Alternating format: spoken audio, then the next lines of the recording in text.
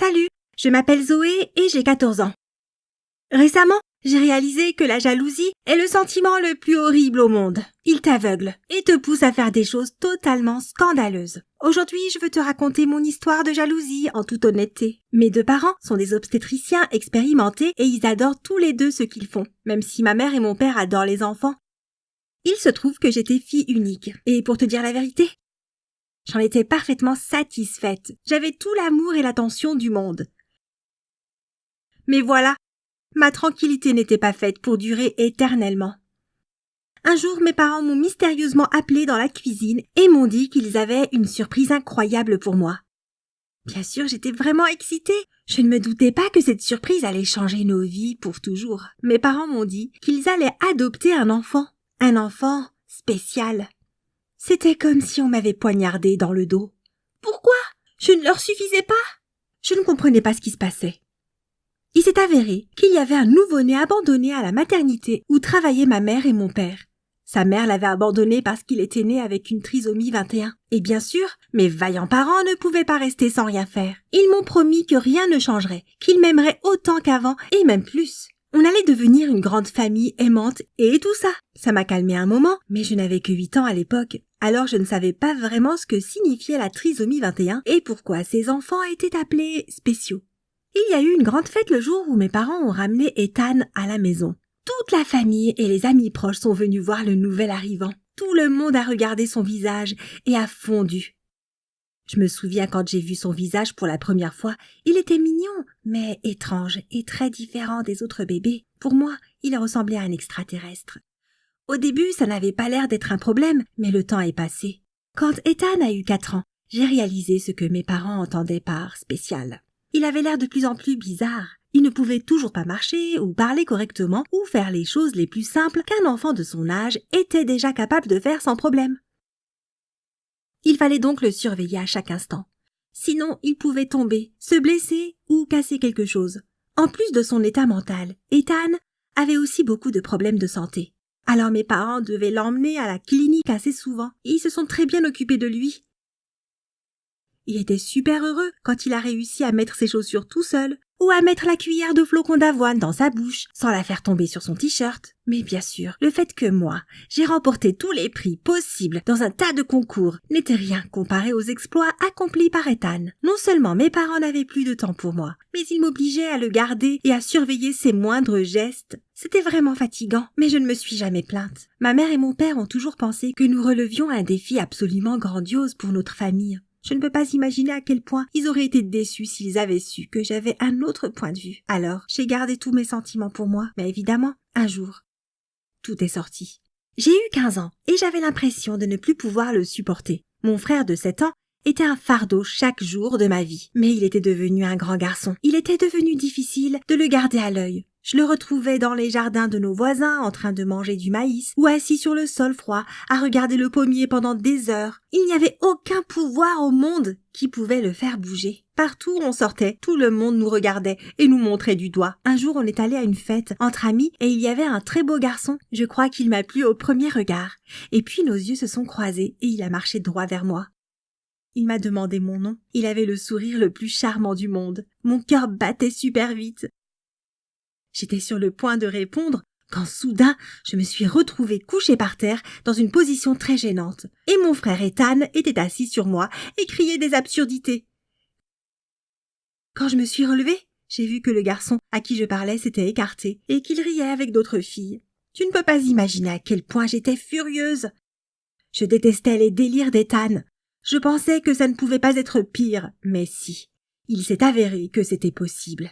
Ethan était maintenant assez grand pour aller à l'école et il devait y passer la majeure partie de son temps. J'attendais donc avec impatience le moment où ça allait commencer. J'espérais que ce soit ma libération. Eh bien, je me suis trompée. Mes parents voulaient qu'Ethan se sente normal et communique avec les autres enfants. Ils ont donc fait de leur mieux pour convaincre les enseignants de le laisser aller dans mon école. Et ils ont réussi. Malheureusement pour moi, l'école primaire et le collège se trouvaient dans le même bâtiment. Alors je devais emmener mon frère à l'école, puis aller le chercher tous les jours. Tous mes amis allaient maintenant connaître mon frère spécial, et c'était la dernière chose que je voulais. Ça a été un véritable désastre. J'ai eu de la chance de ne pas avoir à être avec lui le premier jour d'école, car mes parents l'ont emmené eux-mêmes.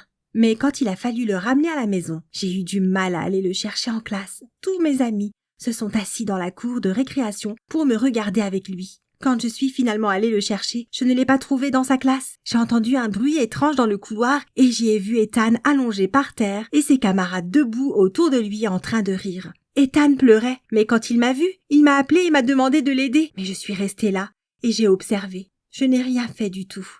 Quand les enfants m'ont enfin vu, ils se sont enfuis et je n'ai même pas aidé Ethan à se relever.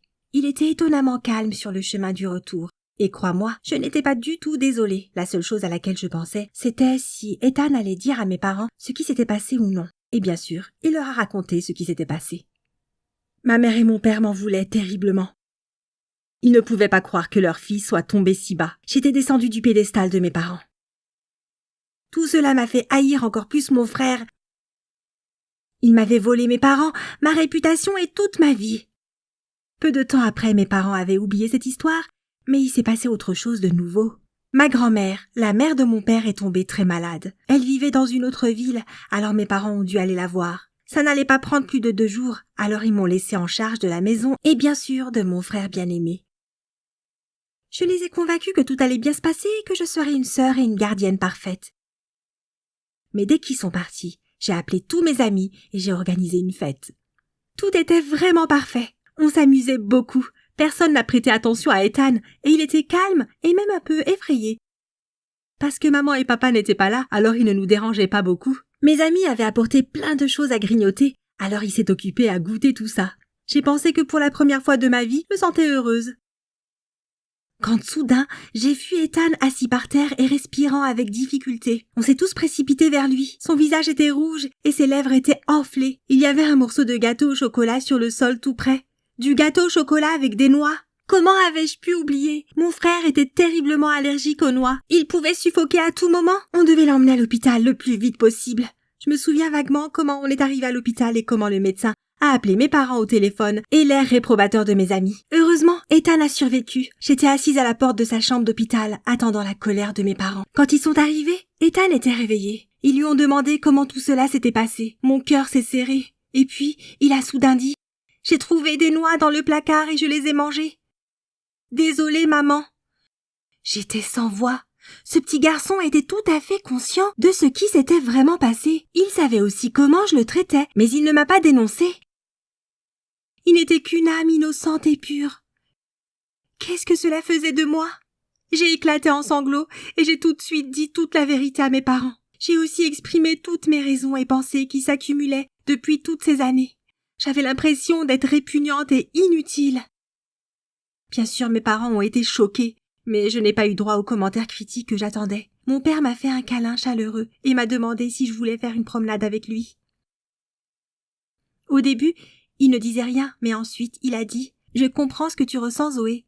Si tu savais. » Les yeux de mon père étaient rouges, il était sur le point de pleurer, ce qui était vraiment inhabituel pour lui et effrayant pour moi. Puis il m'a raconté une histoire. Il m'a dit que ma mère et lui avaient fait la plus grosse erreur de leur vie. Je n'étais pas le premier bébé de la famille. Ma mère et mon père avaient commencé à sortir ensemble quand ils étaient au lycée et ma mère était tombée enceinte. Ils n'avaient tous les deux que 17 ans et ils étaient terrifiés. Ma mère a accouché, mais il s'est avéré que le bébé était spécial. Leur fille était trisomique. Mon père a dit qu'il n'était pas prêt pour ça. Leurs parents aussi étaient contre le bébé et les ont convaincus de ne pas gâcher leur vie. Donc mes parents ont abandonné leur propre enfant. Peu de temps après, ils sont revenus à la raison et ont essayé de la récupérer. Mais c'était trop tard. Leur petite fille était morte pour des raisons assez troubles. Mes parents n'ont jamais été capables de se pardonner ni de surmonter cette tragédie. C'est à ce moment-là qu'ils ont décidé de devenir obstétriciens pour se racheter pour ce qu'ils avaient fait. Et c'est pourquoi ils avaient voulu adopter Ethan.